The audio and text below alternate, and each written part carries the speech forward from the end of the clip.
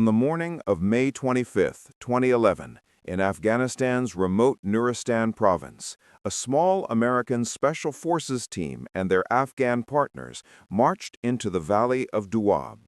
They numbered no more than 100, 20 Green Berets from Operational Detachment Alpha 3336, supported by 80 Afghan commandos. Their mission appeared straightforward on paper: secure ground near a village, push the Taliban into the open, and disrupt insurgent control of the region. But Nuristan was no ordinary battlefield. Towering mountains, jagged ridgelines, and claustrophobic valleys made it a nightmare for any advancing force. The Taliban had studied this terrain for years. They knew every fold of the earth, every hidden path, every ridge that offered the perfect vantage point. For weeks, they had fortified fighting positions along the mountainsides, preparing for the day when American Special Forces would walk directly into their trap. That day had come. As the combined patrol entered the valley, the walls of rock on either side seemed to close in tighter and tighter. The ridges climbed higher, the exit routes narrowed, and each step deeper into the valley sealed their fate. The seasoned Green Berets could feel the tension. Something wasn't right. Every sound echoed too loudly. Every shadow seemed alive. Still, they pressed forward. Then came the crack of a machine gun, a single burst, and in an instant, the valley exploded. The first bursts of automatic fire ripped across the patrol, followed by a thunderous eruption of AK-47s, PKM machine guns, and rocket-propelled grenades. Smoke trails spiraled downward before detonating in concussive blasts that shook the valley floor. From both ridge lines above, fire poured down in sheets. The Green Berets and Afghan commandos had walked into a perfectly executed L-shaped ambush. More than 300 Taliban fighters unleashed a storm of bullets and rockets from every angle. Outnumbered 15-1, the Special Forces team was instantly pinned down. Bullets cracked overhead, snapping into dirt only feet from the men's helmets. RPGs exploded dangerously close, sending showers of rocks and shrapnel across their positions. The sheer volume of fire was staggering, as though the mountains themselves had come alive with gunfire. Instinct took over. The Green Berets hit the dirt, rolled into firing positions, and began returning disciplined bursts toward the muzzle flashes flickering across the slopes. They moved in pairs, firing and maneuvering, covering each other with practiced precision. Afghan commandos quickly formed firing lines, unleashing controlled volleys into the tree lines. One American operator spotted a Taliban machine gun hammering their flank. Without hesitation, he shouldered his M203 grenade launcher, lofted a 40mm round, and watched as it landed squarely inside the dug-in nest. The blast silenced the gun, for now. But for every position destroyed, two more opened up. The Taliban were pressing their advantage, certain they had trapped the Americans for good. Pinned down and outnumbered, the Special Forces team knew survival depended on a single factor: air support. The Joint Terminal Attack Controller, the man responsible for calling in aircraft, keyed his radio, his voice steady despite the chaos.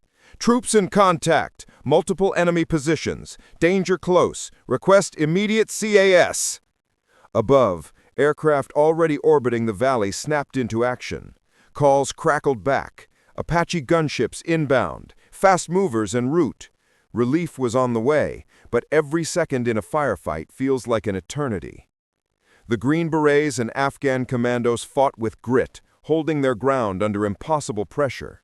They rationed ammunition, shifted positions, and kept the Taliban from overwhelming them. Still, the insurgents pressed closer, pouring fire in waves, determined to crush the smaller force. Then, the sound everyone was waiting for arrived, the deep, chopping thunder of Apache rotors echoing through the valley. The first Apache swept in low, its 30mm cannon roaring. Bright streaks of explosive shells marched across the ridge, tearing through rocks and insurgent positions alike. Enemy fighters were shredded, their fortifications collapsing under the barrage. Dust and smoke filled the air as the helicopter carved destruction across the slopes. The men on the ground cheered, a moment of relief, but the Taliban weren't finished. They regrouped, shifting fire to other ridges, layering the ambush. More RPGs slammed into the valley floor, and machine guns continued their relentless hammering. Moments later, the roar of jet engines split the sky. 2 F-16s dove into the valley, releasing 500-pound JDAMs. The bombs slammed into the ridges with earth-shaking force, obliterating entire fighting positions. Shock waves rippled down the mountainsides, scattering debris and bodies. For a moment, silence. Then new bursts of fire erupted from another direction. The Taliban had prepared overlapping layers of fire. It was a deadly chess match. Every time one nest was destroyed, another opened up. But the Americans had more cards to play. Soon, F-15E Strike Eagles streaked overhead, dropping precision bombs danger close, so close that fragments whizzed past the pinned-down soldiers. Yet those blasts silenced more enemy guns, buying the team precious breathing room. Then came the real heavy hitter, a B-1B Lancer bomber. From high altitude, it unleashed strings of 500 and 2,000-pound bombs, collapsing trenches, destroying mortar pits, and leaving entire sections of the mountainside in flames. The ground shook as though the earth itself was splitting apart. The battle raged on for hours. The Taliban refused to break easily. Wave after wave pressed toward the valley floor, convinced they could overwhelm the smaller force. The Green Berets and Afghan commandos fought tooth and nail, shifting positions, dragging the wounded into cover, and pushing back with disciplined bursts. Medics worked frantically under fire, patching wounds and keeping men alive as RPGs exploded only meters away. Shrapnel tore through gear, knocking rifles from hands, yet still the line held. Above, the sky became a symphony of destruction. Apaches strafed tree lines, F-16s and F-15Es hammered bunkers with precision strikes. A-10 Warthogs screamed in low, their GAU-8 Avenger cannons unleashing terrifying bursts of depleted uranium rounds that ripped through trenches and boulders alike. Each sound became familiar to the men below. The growl of Apache cannons, the thunderclap of JDAM impacts, the iconic "Bert" of the Warthog. Every strike lifted morale and broke enemy momentum. The Taliban, once confident of victory, now found themselves bleeding men and positions with every passing minute. By mid-afternoon, the tide had fully turned.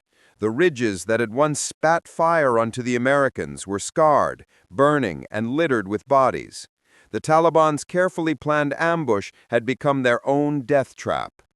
One Green Beret later described it simply, "We turned that valley into a Taliban graveyard." Every ridge they had fortified, every bunker they had dug, was zeroed in and obliterated by air power. Hundreds of Taliban fighters lay dead. Survivors broke off, fleeing in small groups, their morale shattered. The Americans and Afghan commandos, exhausted, dust-covered, and running low on ammo, realized something incredible. They had endured. Against 15-to-1 odds, against a trap designed to annihilate them, they had held the line. By sunset, the battlefield told the story. More than 270 Taliban fighters confirmed killed, their positions obliterated, the ambush broken beyond recognition. The cost for the Americans and Afghans was heavy, but far lighter than expected. One U.S. operator killed and several wounded. Given the scale of the engagement, many called it a miracle. The Battle of Doab stands as a stark lesson in modern warfare. It revealed the brutal effectiveness of a disciplined small unit under fire, the resilience of special forces in chaos, and above all, the decisive weight of American air power. Similar to the battles of Kop Keating in 2009 and Nangarhar in 2016, Doab showed that when American special forces call for support, the skies don't just bring help, the skies themselves become a weapon.